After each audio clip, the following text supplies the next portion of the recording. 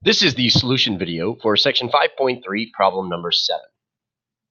If a spherical tank of radius A contains water that has a maximum depth h, then the volume V of water in the tank is given by V equals 1/3 pi h squared times 3a minus h. Suppose a spherical tank of radius 16 is filled at a rate of 100 gallons per minute. Approximate the rate at which the water level is rising when h equals 4 feet. And then a note there, 1 gallon is approximately equal to 0.1337 cubic feet.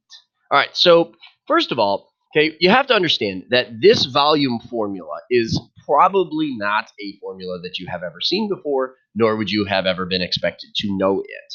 All right, so the context is a little confusing for people. All right, so first thing, we have a spherical tank, right? So we have a tank that is shaped like a sphere. All right, now you are filling the tank with water, right? So as water goes into the tank, it starts to fill up. But what you need to remember is it's filling up, and the shape that the water takes is like part of a sphere. It's like a partial sphere. So it's not like half of a sphere until it's half full. So it's actually like if you were to take a ball and you were to like cut part of the ball off, that shape is what you have, right? And so the volume formula is for this like space here that is filled with water. So it's kind of weird. All right. So it says a spherical tank of radius A. So A is actually just 16, right? So A is going to be 16, and that's not changing. The tank is not changing its size. All right. What is changing? Well, the depth, the maximum depth of the water. Now, why do we say maximum depth? Well, if you measured the depth of the water in different places, it would be different because the sphere, obviously, is curved here. And so the maximum depth here, it would be the depth directly in the center of the sphere, right? And so that is what we are calling H. All right. So what we're doing here is we're filling water, right? So there's a particular volume of water in the tank, and it is changing, right? So we would call that dV dt, right? So dV dt, it says you're filling at a rate of 100 gallons per minute. All right. And then H, well, there is a certain depth of water in the tank, and it is changing as water fills. And so there is a dH dt, right? Now, because the water is being put into the tank, the dV dt is positive. Therefore, dH dt is also positive because the depth is increasing. All right. But that is what we want to know. It says approximate the rate at which the water level is rising, right? So we don't know that. All right. So we've represented our variables as derivatives. And so now we want to write our find statement. All right, find what? Well, it says find the rate at which the water level is rising. So that would be dH dt. When what is true? Well, when h equals 4 feet. All right. And so how are V and H related? Well, we already gave you that formula. V equals 1/3 pi h squared times 3a. But we said a was 16, so 3 times 16 is 48 minus h.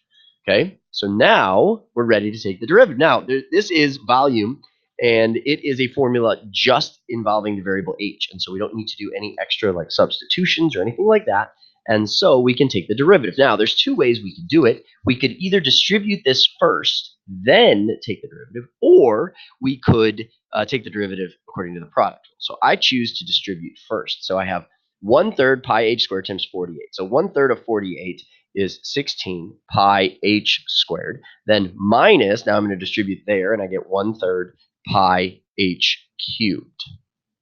All right. And so now I'm going to take the derivative. So dV dt. All right. What is dV dt? Well, what's the derivative of 16 pi h squared, right? So bring the 2 in front. So 32 pi h times, don't forget the derivative of h. So dH dt. Minus, now I have 1/3 pi h cubed. So I bring the 3 in front. So 3 times 1/3 is just 1. So pi h squared times dH dt. All right, so now I have the derivative, and so then my next step is to plug in known quantities. Now, we know that dV dt is 100 gallons per minute, but my measurement for h and dH dt are going to be in feet, right? Or dH dt is going to be feet per minute. So we have to use the fact that 1 gallon is equal to 0.1337 cubic feet. And so on the side, if I have 100 gallons per minute, how do I convert gallons into cubic feet? Well, I'm going to multiply by 0.1337 cubic feet per 1 gallon. And so the gallons would reduce, and I would be left with an amount of cubic feet per minute. And so 100 times that would just be 13.37, right? So now dV/dt is 13.37. So I'm going to put 13.37 in for dV/dt equals 32 pi times h. Remember, find dH/dt when h is 4. So h is 4. And then I have dH/dt minus, now here I have pi times h squared. So 4 squared times dH/dt. All right, so how am I going to solve for dH/dt? Well, we have two terms here, so we're going to factor out dH/dt, and then we're going to divide.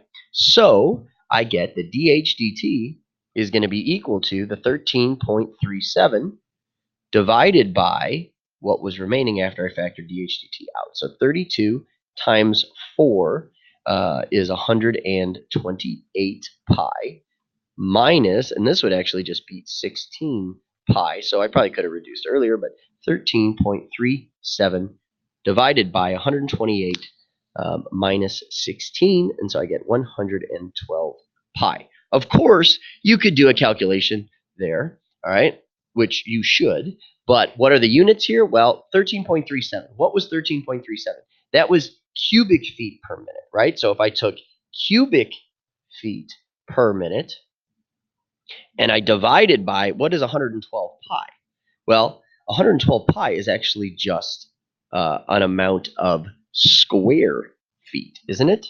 And so if I divide it by square feet, then I actually end up with feet per minute as the unit at which the height is changing.